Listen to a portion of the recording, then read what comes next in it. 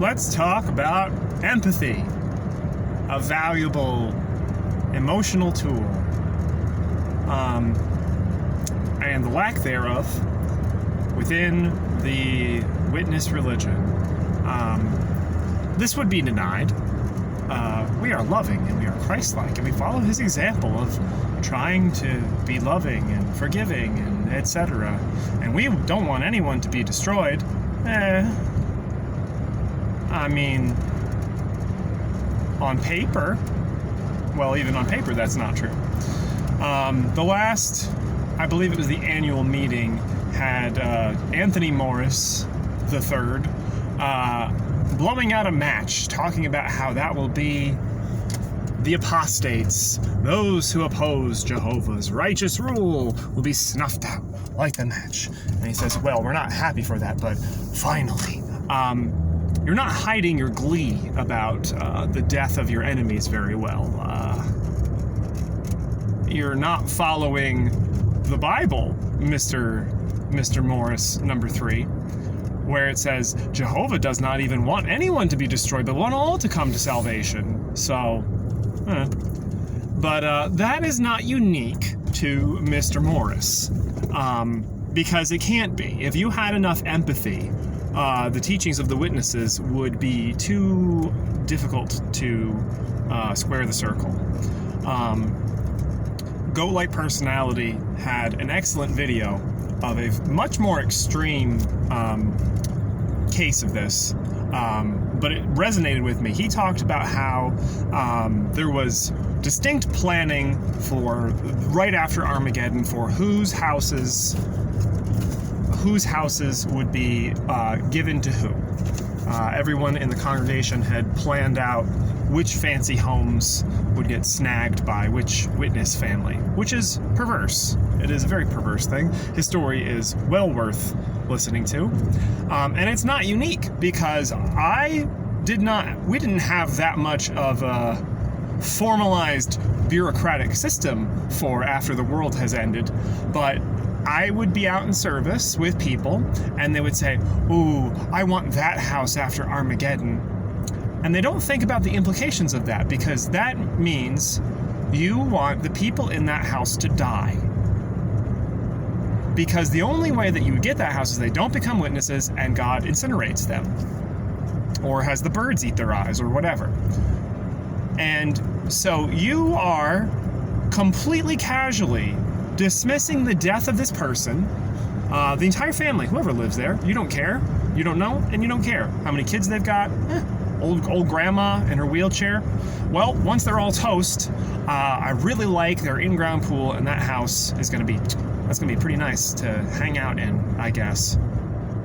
How will we replace the windows and the roof tiles, and how will we deal with the mold when there's no electricity and the HVAC unit isn't running, and there's no plumbing? We won't worry about those logistical questions, but I want that house. This was not a one-time experience. This was a fairly common trend where I grew up as a witness. People saying how, after Armageddon, I want that house, or X this house, or the other one.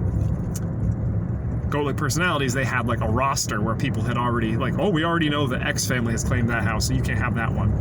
It's a bit even more extreme. But yes, a distinct lack of empathy. You are dismissing the fact that people will have to die for you to have the slightly nicer house.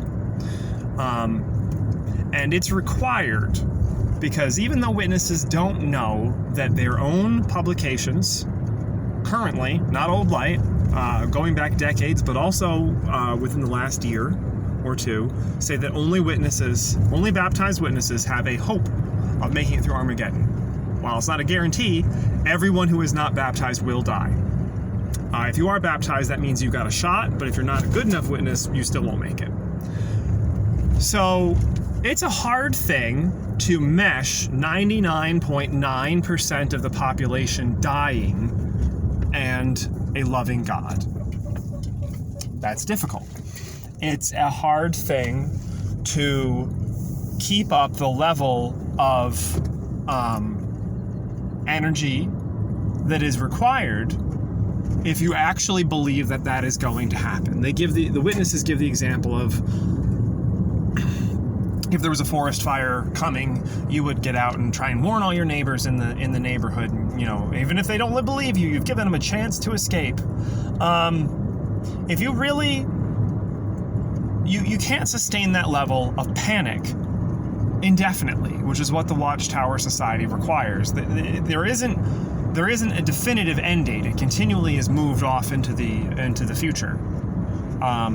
And so you can't go for 50, 60 years scrambling to save everyone because next week they might die. So you, by necessity, have to shut off your empathy. It's too hard to maintain that. Other doomsday cults like Harold Camping, people sold their houses, they liquidated everything, they spent all of their money. They believed, and they tried to save as many people as they could by the means that they thought they had at the time. So they didn't die in 2012. They believed and they acted on it. You can't do that for 50 years. You have to shut off the empathy. It's too exhausting. On top of that, you can't feel empathy with regards to people who have left, because that's dangerous. You might talk to them and get their dangerous ideas. Even if they have done nothing that you would like.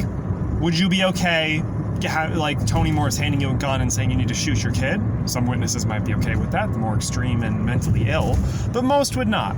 But that's the essence of what is happening. So you have to shut off your empathy. All right, my kid doesn't believe in God, and that means that he is worthy of death? I guess? Yeah, I just can't think about it too much. My kid is gay. My sibling, my friend is gay, or whatever, trans, not cis-het. Yeah, I guess they're worthy of death. They have to because God said so. I won't think about too much about whether or not that seems fair or nice. There are so many things where if your empathy was turned on, it would be very, very difficult to stomach the Watchtower Society's doctrine. Talking to Christians, never witnessed Christians, they are shocked at the lack of empathy. Even though they agree with a vast majority, they agree with a good portion of interpretation. For instance, not supporting LGBTQ plus rights, or at least not liking, gay people are icky, but not actively hating. Still, low-key bigotry. I guess better than frothing at the mouth bigotry, but anyway, they agree with the witnesses on some points. But still, the lack of empathy is shocking. You don't have, like, an outreach program? You don't help people outside of your own church? You shun your own kids? You kick people out of the church and don't talk to them anymore? These sort of things, even to people that nominally on the surface believe a good chunk of the same things, is shocking and horrifying to non-witness Christians, which is fascinating. But that they have said, I can't believe that people act that way. But it makes sense when you have to turn off your empathy. You have to, the constant panic and the constant fear-mongering and the cognitive dissonance caused by God is loving, but also Jordan needs to open the gate for work. God is loving, but also he's going to kill you. But he's loving. And that was my coworker. God is loving, but he's going to kill you. But he doesn't want you to die, but he'll have to kill you because he's loving and he's just. So, can't think about that too much. Better turn the empathy off and just agree. Anyway, that was semi-coherent. Just a random thought I had, wanted to get out. So, have a fantastic day. I'm going to work.